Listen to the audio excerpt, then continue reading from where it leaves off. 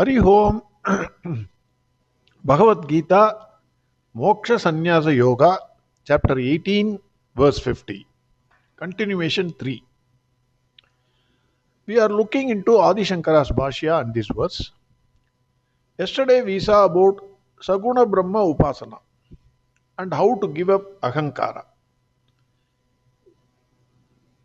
Now continuing further, verse 50 again. Siddhim prapto yadha brahma tadapnodi nibodhame Samasenaiva kaunteya nittanyanasya ya param. What is samsara? Swamiji is asking, what is easy? The question. Whether carrying a weight is easy or dropping it is easy. Answer is very simple. Even a child will know this. Dropping is easy, while carrying is difficult. But in life, we just to do opposite of that. Our mind seems to be carrying on so many things, heavy weighted things, which are not good for us. Mind seems to be like this. We ourselves do not know whether we are holding on to things or the things are holding on to us. So the example given here is a person wanted to cross a river which was in space.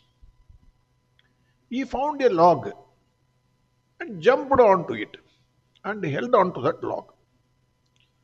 Later on, he found that it was not a log but a bear.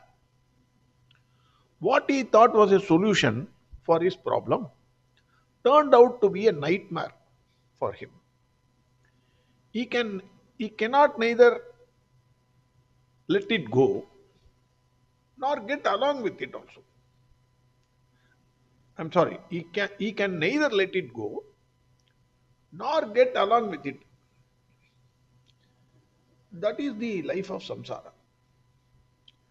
I want to caution the people who know Tamil. In Tamil, samsara means wife. She is my samsara means she is my wife.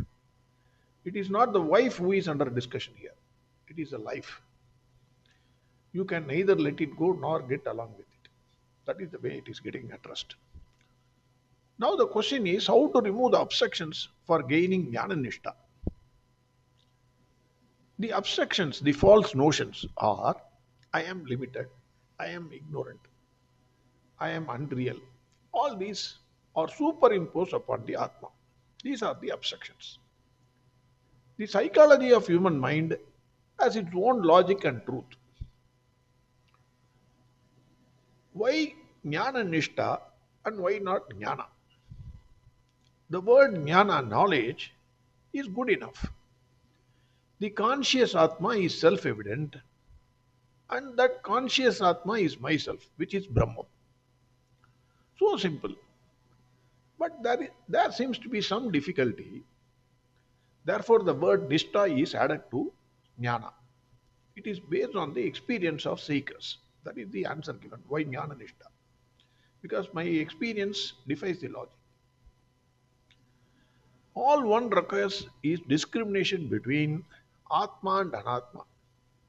Atma Anatma Viveka. Shastra is the means of knowledge. It makes clear that self, the Atma, is Brahman. Atma is Nitya, eternal. Atma is Suddha, that is pure. Atma is Ananta, limitless. Atma is Asanga, not attached to anything. Atma is Mukta, it is free. Atma is Adhisthana, that is basis for everything. Atma is Satya, it is the truth of everything and without which there is nothing. All that is here, that is there, is Brahman. And you are that Brahman.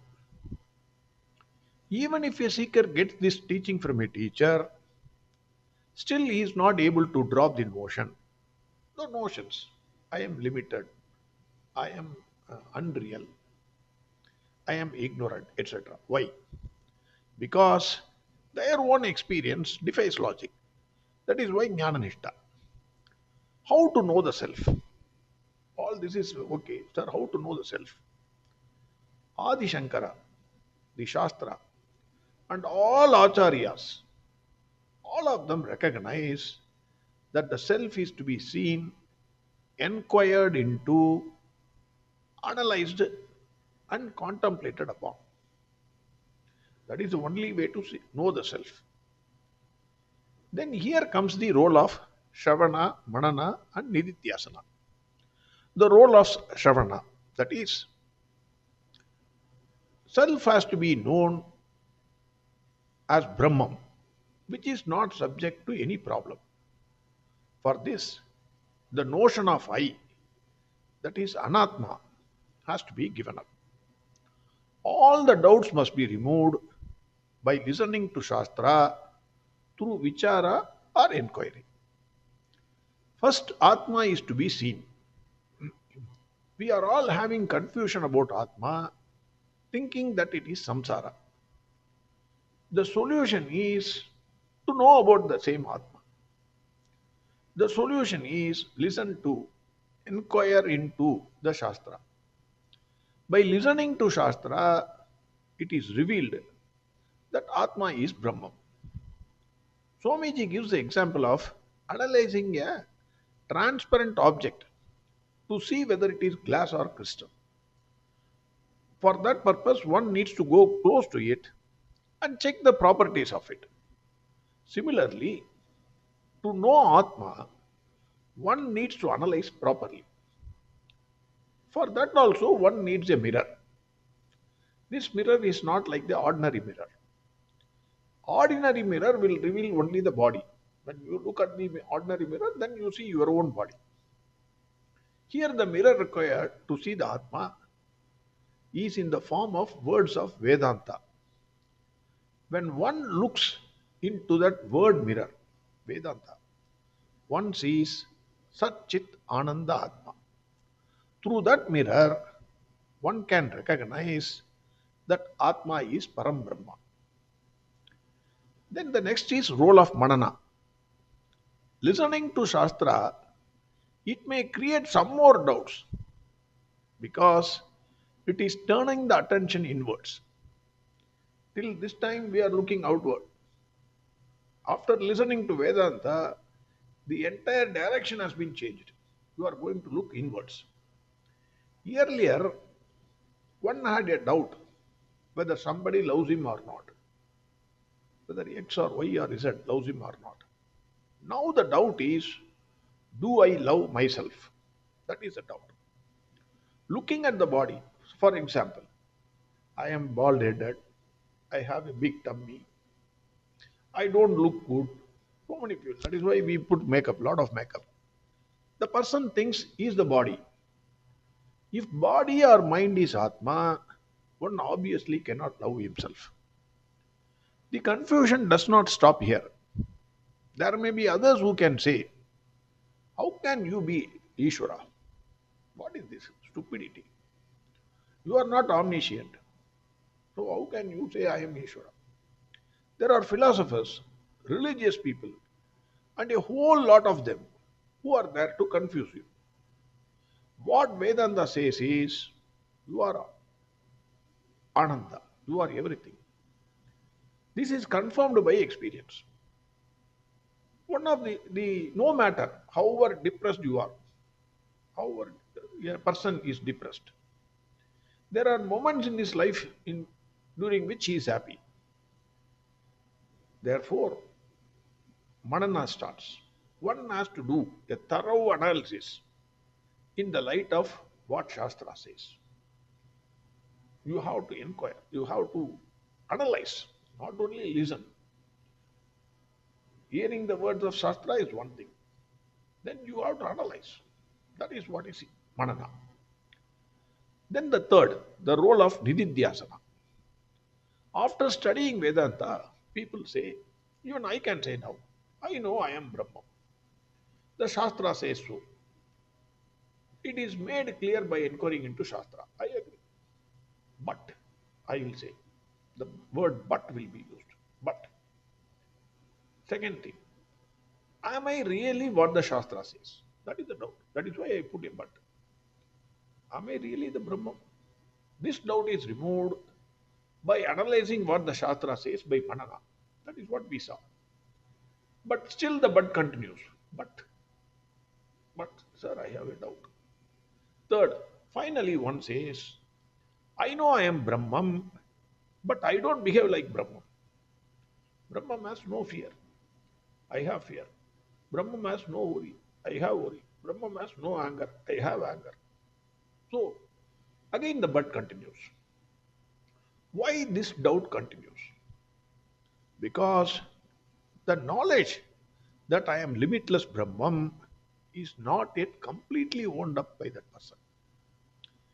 This owning up requires sitting down quietly and owning up this fact about oneself and removing all subtle obstructions that prevents this.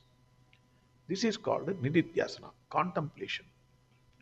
All the obstructions are due to our old habit, worry, anxiety, panic, concern.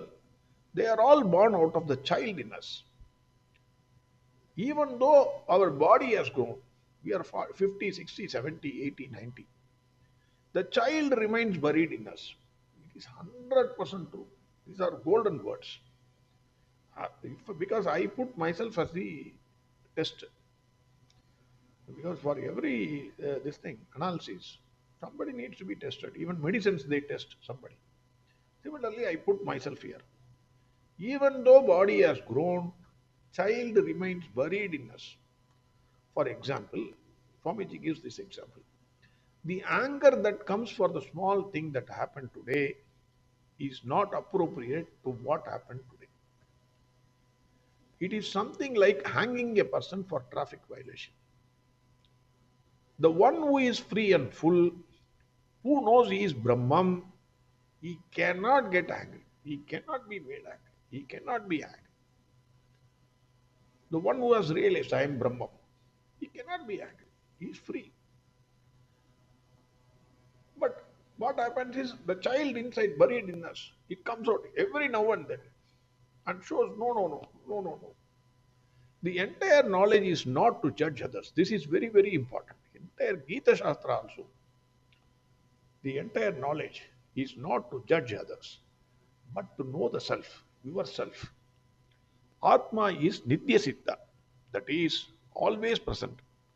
Nitya Buddha, that is always enlightened. Even the word Buddha, enlightened. The Buddha's name is enlightened. Nitya Buddha. Nitya Mukta, always free. For a real jnani, situations that make others angry cannot make him angry. For him, the real jnani, it is like one drop of water added in the ocean. What difference it will make? What difference it will make to the ocean? One drop of water. Similarly, if one is limitless, the response, if at all there is response to that situation, it will only be a laughter and not anger. In spite of understanding if there is inappropriate anger, inappropriate hatred, and inappropriate sorrow, it is called as Viparita Bhavana. To remove that Viparita Bhavana, contemplation, that is Nididhyasana is required. You have to sit silently, separately, independently. Shastra recognizes the problem and shows us how to address it through a life of prayer, proper attitude, and finally by what is called as Nididhyasana, that is contemplation. It is this contemplation that removes the notion we have on ourselves that is opposed to what we know, old habit that still continues, Viparita Bhavana, and leads us to Jnana Nishta. That is what Adi Shankaracharya bashya says. Verse 50 again. सिद्धिं प्राप्तो यथा ब्रह्म तदाप्नोति निबोध मे समासेनैव कौन्तेय निष्ठा ज्ञानस्य या परम्. As I already said, this knowledge has to be obtained only through a proper acharya or guru. We can only touch upon this knowledge. Adi Shankara's bashya or jnana nishta, knowledge of Atma. Mere reading and trying to understand or thinking that I know everything. Definitely it is dangerous and it will only confuse us even more. Acharya or guru, if you go to Acharya Guru, or immediately he will not give you that knowledge. No Acharya worth this name will give you. He will first test the level of the person, whether you are fit for that knowledge or not. Then only he gives that Acharya will give you that knowledge. A fifth standard student cannot be taught nuclear physics. So this is the caution I want to utter. I touched upon it. So knowing is it is necessary. This much knowledge is there. This ocean of thing is there, but it has to come from a proper acharya or guru. That is my final saying. Tomorrow we will see Swami Chinmayananda ji's explanation for this verse. Hari Om Sarvam Krishnarpanamastu. Narayana Narayana Narayana Narayana Narayana Narayana Narayana Narayana Narayana Narayana Narayana Narayana Narayana Narayana Narayana Narayana Narayana